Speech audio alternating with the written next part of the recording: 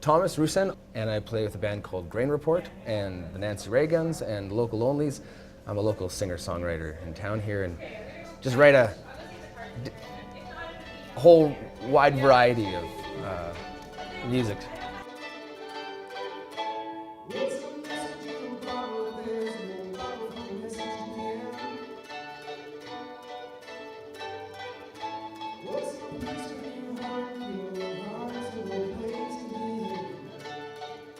You know, sometimes it might just be a one-liner that you might come up with that sort of sounds really intelligent. You know, like, oh, you can come up with a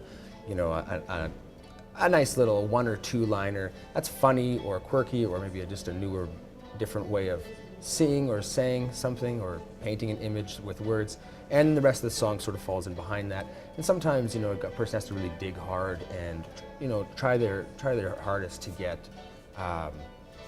you know, whatever kind of message or image across that, you know, that a songwriter might be, you know, trying to work towards.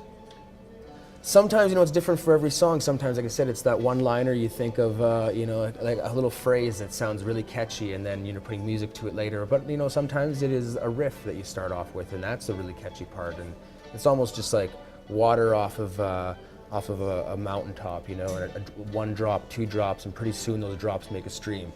So it's just a matter of, like, you know, keep hammering on an idea and, you know, feel motivated enough to get into it. Pretty soon it starts building itself.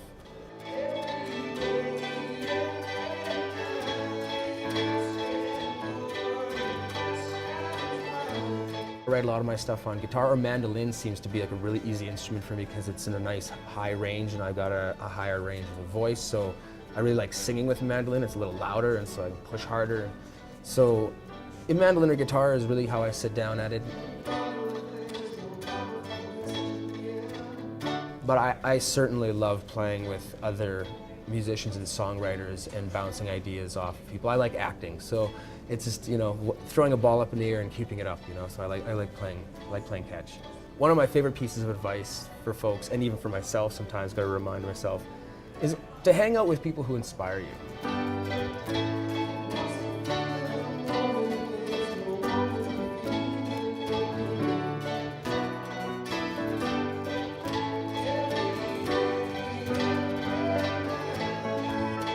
I think it comes from a need to feel like my music is more than just complaining or wishing about situations having to do with love and loss.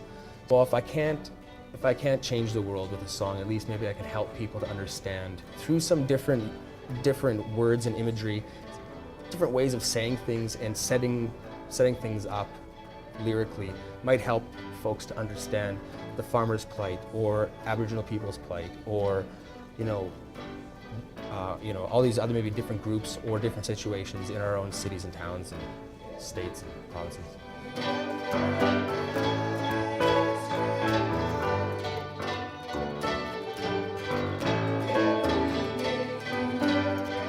I really like listening to music that has a message, and especially like messages that aren't too forceful. I sort of like to feed myself, and I think a lot of people do. I think generally we like to sort of try to understand things ourselves instead of someone really telling us how to feel about things.